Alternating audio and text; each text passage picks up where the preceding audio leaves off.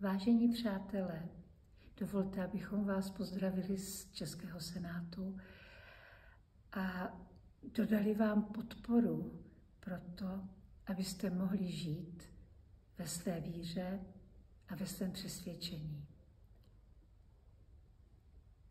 Duše a mysl každého z nás je největším bohatstvím člověka.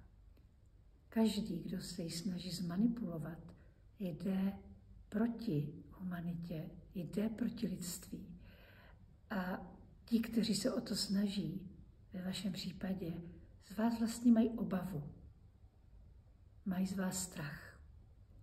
Proto buďte přesvědčeni, že v co věříte, vaše vnitřní bohatství je odkazem nejenom pro vás, ale pro všechny lidi na světě, kteří jsou každý svým způsobem určitou osobností.